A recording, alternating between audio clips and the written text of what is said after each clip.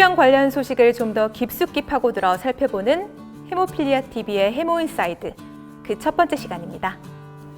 오늘은 여전히 맹위를 떨치고 있는 코로나19 사태 속에서 우리 혈우사회는 어떻게 기존의 역할을 다해 나갈 것이며 다가오는 포스트 코로나 시대를 어떤 형태로 준비해야 할지에 대한 이야기를 나눠보도록 하겠습니다. 헤모필리아 라이프 김태일 편집장님 자리해 주셨습니다. 안녕하세요. 네, 안녕하세요. 네. 코로나 사태가 이렇게 오랫동안 그리고 심각하게 진행될 것이라고는 아무도 예상하지 못했던 것 같습니다. 네. 현재 세계적으로 어떻게 진행되고 있는지 상황에 대해서 한번 설명 부탁드리겠습니다. 네, 아시다시피 세계보건기구가 3월 12일 코로나 팬데믹 선언을 한 이후에 전 세계적으로 정말 큰 피해를 낳고 있는데요. 최근이었죠. 얼마 전에 며칠 전에 6월 29일자로 전 세계 누적 감염자 수가 확진자 수가 1,000만 명을 넘어섰고요. 그리고 누적 사망자 수도 50만 명을 넘어선 상태입니다. 첫 발원지였던 아시아와 유럽을 넘어서서요. 지금 이제 인구가 밀집되어 있는 나라들, 특히 미국, 브라질, 러시아 이런 국가들로 확산세가 점점 더 거세게 일고 있는 상황입니다. 정말 이 기세가 쉽게 수그러들 것 같지가 않습니다. 네. 이 사태를 맞이하면서 사람들이 입버릇처럼 하고 있는 말이 있죠. 코로나 시대 전과 후로 나뉠 것이다. 그리고 코로나 시대 이전으로는 절대로 돌아가지 못할 것이다 라는 말들이 있습니다. 어떻게 혈우 사회에서도 이런 변화를 체감하고 있으신지 궁금합니다. 네, 여러 방면에서 좀 관측이 되고 있는데요. 전 세계 혈우병 커뮤니티의 세계 혈우연맹에서 가장 크게 치르고 있는 행사 중에 하나가 WFH 총회인데요.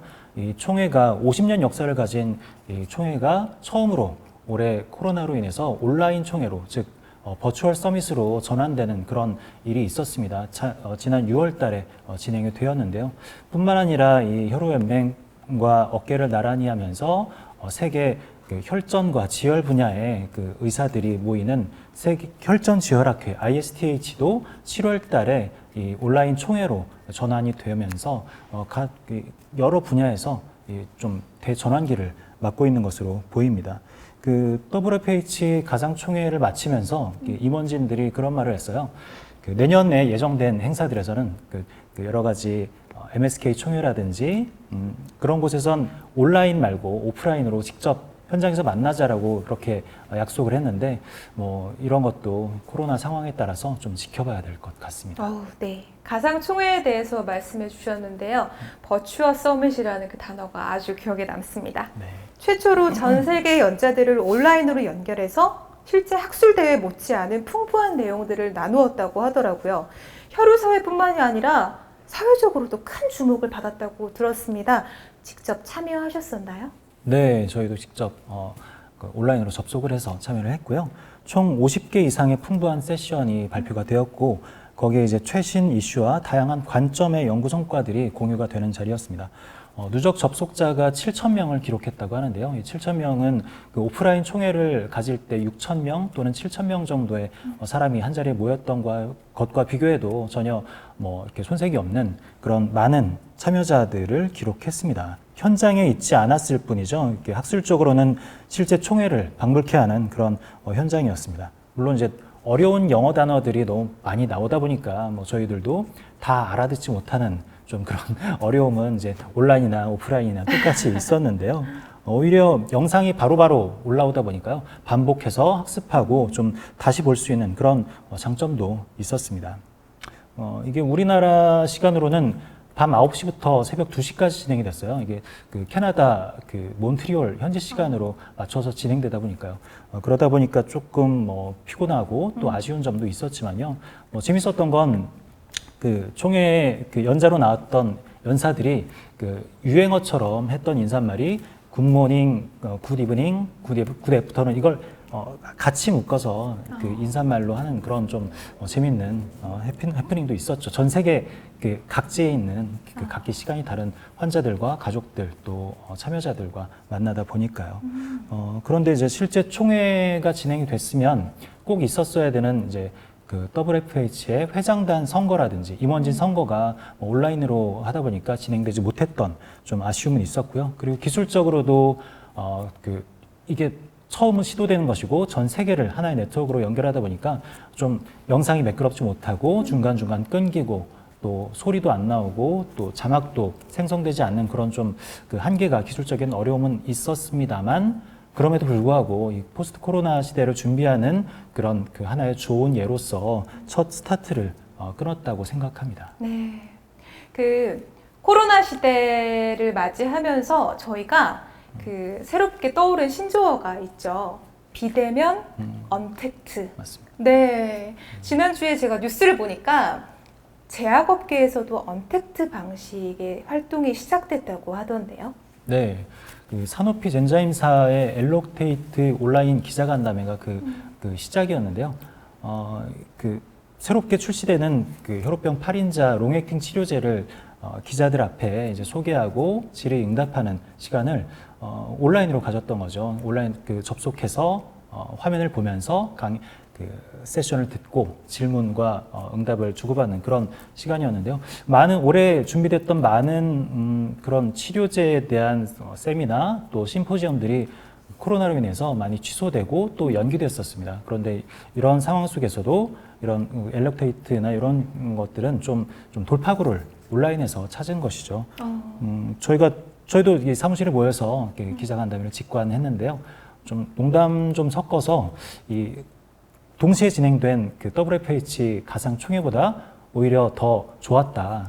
예, 진행도 매끄럽고 또 내용도 풍부했다라는 좀 평가를 내리기도 했습니다. 당분간 좀 많은 제약업체나 그 관련 산업계에서도 이러한 좀 그 비접촉 홍보 활동이 주를 이룰 것 같습니다. 제약업계에서는 정말 그 비대면 언택트를 활용해서 다양한 활동을 이제 이어나가고 있다는 것을 알 수 있었는데요. 네. 그러면 환자 사회나 의사 사회에서도 이 코로나 시대에 어떤 입각한 패러다임의 변화가 있어야 될 것 같은데 어떤 변화나 대응을 해나가고 있는지 알고 계시나요, 편집장님? 네네, 그 부분이 현재로서는 조금 아쉬운 부분인데요.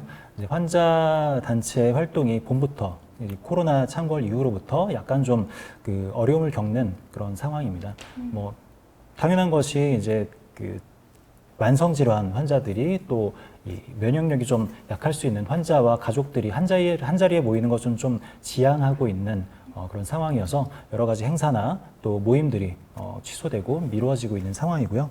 특히나 이 한국 환자단체에서 가장 큰 이벤트로 꼽히고 있는 여름 캠프, 원래는 8월에 진행이 되어야 되는 캠프면 지금 준비되고 사람도 모집되어야 되는 시기인데 워낙 이제 사람들이 모이기 어려운 상황이다 보니까 그런 부분이 좀 불투명해지고 좀 뒤로 밀려지는 그런 그 아쉬움이 있습니다. 하지만 이런 상황 속에서도 좀 그 지역별 캠프라든지 또 지역별 나들이 최근에는 충남지회 그 코엠의 충남지회에서 에버랜드로 나들이를 다녀오는 그런 좀 시도도 있었고 그리고 서울 경기지회 쪽에서는 이런 그 온라인으로 좀 대체해보자라는 차원에서 처음으로 그 밴드를 결성해서 그 밴드 안에서 좀 소통하는 모습도 보이고 있습니다.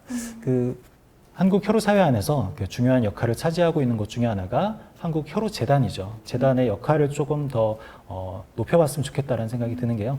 이 교육 기능과 사람들에게 자료 정보를 제공하는 그러한 기능이 올해 들어서 뭐 세미나도 많이 멈춰져 있고 재단의 세미나가 좀 새로운 방식으로 이러한 그 WFH 온라인 총회처럼 좀 온라인 방식으로 전환되어서라도 환자와 가족들에게 좋은 내용이 전달되고 또 아이디어를 모을 수 있는 그런 재단의 활동을 기대해 봐야 될 것 같습니다.